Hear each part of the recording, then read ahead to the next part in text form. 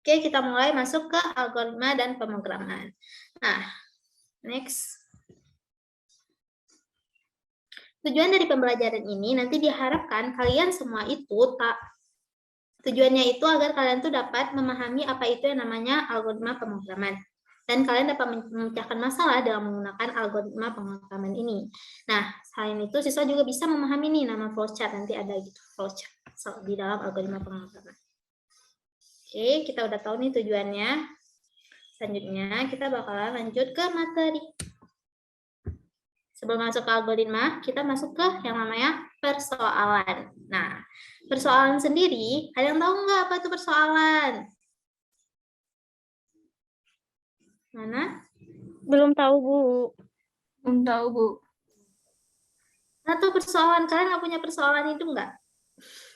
Jadi persoalan masalah itu hidup gitu. Masalah, Bu. ada kan persoalan hidup. Jadi pertanyaan atau tugas yang harus dicari jawabannya. Jadi saya kita punya persoalan dalam hidup, kita harus cari jawabannya.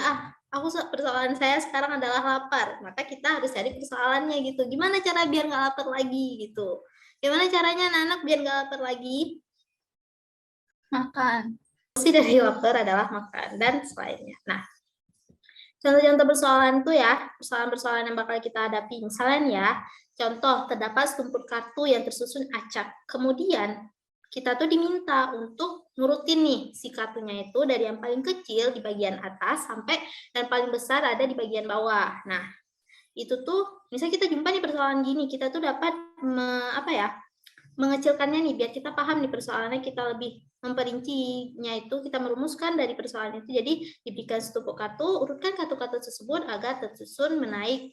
Nah, sehingga namanya demikian rupa tersusun dari nomor terkecil hingga nomor terbesar ke bawah gitu. Selanjutnya juga ada persoalan lain. Misalnya ada Anda diberikan sebuah daftar tabel yang berisi peserta ujian yang lulus seleksi pegawai. Nah, daftar tersebut telah terurut berdasarkan nomor peserta seleksi.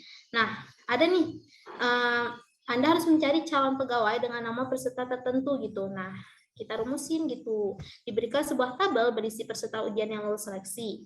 Apakah ada peserta dengan nomor X di dalam daftar tersebut?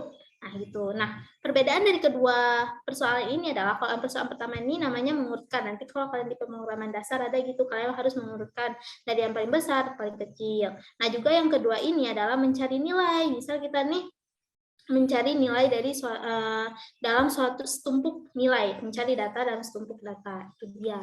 Nah, itu yang dari persoalan. Udah nih di persoalan, kita lanjut ke algoritma.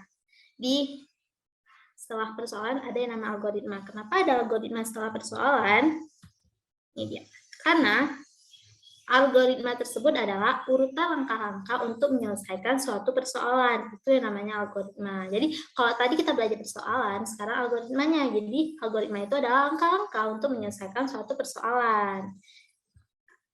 Selanjutnya, contoh nih ya, langkah-langkah mengurutkan kartu. Jadi ini adalah langkah-langkah dalam mengurutkan persoalan yang tadi kita bahas sebelumnya. Contoh, yang pertama adalah cari kartu dengan nomor terkecil, taruh kartu di posisi paling atas. Yang kedua, cari kartu dengan nomor terkecil kedua, taruh kartu tersebut pada posisi kedua paling atas. Selanjutnya lagi, kita ulang lagi, cari kartu terkecil nomor 3, taruh kartu tersebut pada posisi ketiga dari atas. Demikian seterusnya sampai tersisa satu kartu saja gitu. Ini Ibu pasti satu permasalahan. Permasalahan hidup kok. Ini permasalahan gampang. Kira-kira ada nggak yang bisa? Bentar ya. Kok bisa sih? Oke.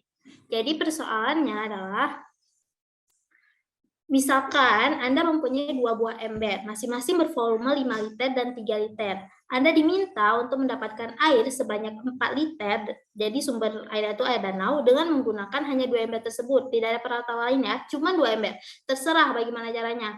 Anda boleh memindahkan air dalam satu ember ke ember lain, membuang seluruh air dari ember satu ke ember lainnya gitu. Nah, itu dia. Kira-kira ada nggak nih yang tahu gimana caranya? Saya mau coba jawab, Bu. Gimana? Menurut saya masukin aja terus airnya, Bu, ke ember 5 liter, bukan ada 4 liter. Kan di sini syaratnya tuh harus 4 liter, nggak boleh lebih. Jadi nggak boleh lebih, kan kalau 5 liter jadinya 5 liter. Ada nggak? Jadi gitu. Cari cara lain. Biar dia tuh harus pas 4 liter. Kira-kira nih, oke, Ibu yang jawab ya, biar cepat.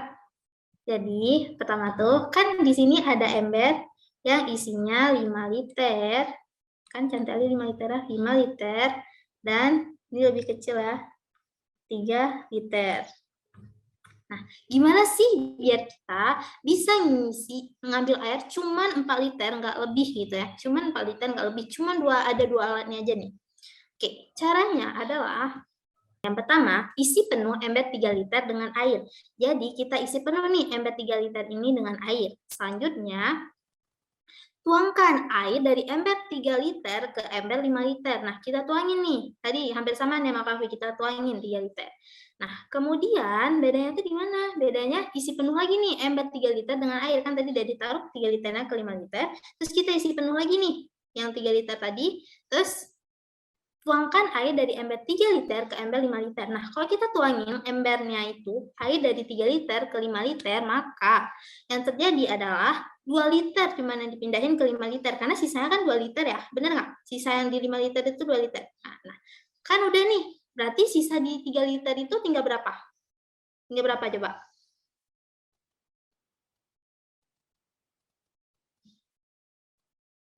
Jadi kan dia udah mindahin 2 liter ke 5 liter, berarti sisa di 3 liter ini ada 1 liter doang. Jadi sisanya itu ada 1 liter. Di sini tinggal 1 liter kan? Kan udah penuh kira-kira di sini, ini tinggal 1 liter. Nah, udah tinggal 1 liter itu, kemudian buang seluruh air di ember 5 liter. Kita buang nih air, tapi jangan buang kemana-mana, buang ke air danau ya. Kita balikin lagi ke danau biar nggak mubazir airnya. Kita balikin lagi airnya itu ke danau. Terus, udah kosong nih 5 liter, udah kosong 5 liter, setelah itu kita tuangkan air dari ember 3 liter ke ember 5 liter. Air dari 3 liter ini kan tadi tinggal 1 liter ya. Nah, kita pindahin ke 5 liter, maka di 5 liter ini tinggal 1 liter. Nah, terus kita isi penuh lagi si 3 liter ini, maka ini jadi 3 liter, ini 1 liter, kita taruh 3 liter ke sini, maka hasilnya udah berapa liter anak-anak? 1 liter tambah 3 liter? 4 liter. Pas nggak 4 liter? Ya pas. Gitu dia caranya. Tapi sebenarnya masih ada cara-cara lain yang mungkin ya. Yang penting syaratnya tuh cuma ada 2 nih, nggak ada alat ukur, nggak ada apa-apa. Kalau ini cara yang Ibu ambil. Kurang lebih gitu ya algoritmanya anak-anak. Jadi langkah-langkah dari mengambil 4 liter air dengan menggunakan cuma ember 5 liter dan 3 liter. Itu caranya. Oke. Selanjutnya kita masuk ke flowchart. Flowchart adalah bagan alir. Nah, bagan alir adalah bagan chart yang menunjukkan alir, yaitu flow. Jadi flowchart. Nah, flowchart ini ada di dalam program atau prosedur secara logika. Bagan alir mengekspresikan algoritma sebagai sekumpulan bentuk-bentuk geometri seperti persegi panjang, lingkaran, jajar genjang, dan sebagainya. Ini ya, bentuknya tuh ada ini aja. Ini flow direction symbol, yaitu simbol yang digunakan untuk menghubungkan antara simbol yang satu dengan simbol yang lain. Ini Bu, jelasin beberapa yang ini aja ya, yang umum. Yang umum digunakan nih, yang paling sering dipakai pasti ini paling sering dipakai. Ini soalnya waktunya kurang, nanti kalian bisa ya baca sendiri gitu ya.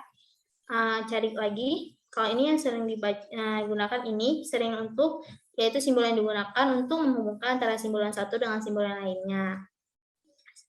Selanjutnya itu ini, biasanya untuk start dan stop. Ini pasti dipakai karena dalam memulai sesuatu kita butuh start kan, dan mengakhirinya dengan stop. Ini paling sering sih emang selalu dipakai. Terus ini processing simbol yang menunjukkan pengolahan yang dilakukan oleh komputer. Ada juga ini decision simbol, yaitu simbol untuk memilih ya. Simbol pemilihan proses berdasarkan kondisi yang ada. Nah, selanjutnya ada juga simbol input dan output. Ini simbol yang menyatakan proses input dan output tanpa tergantung dengan jenis peralatannya. Ada juga yang sering, itu sih yang paling umum. Ini juga simbol predefined process, simbol yang untuk pelaksanaan suatu bagian, yaitu dalam suatu bagian. Nanti juga ada ini menunjukkan sebuah dokumen gitu. Simbol yang menyatakan input berasal dari dokumen dalam bentuk kertas atau output yang dicetak ke kertas. Ini dia biasanya digunakan. Ini yang lainnya bisa dibaca lagi nanti ya. Oke, Ibu lanjut lagi. Oke. Kalau udah ngerti, ada yang mau ditanyakin nggak? Kalau enggak, kita langsung masuk ke pertanyaan.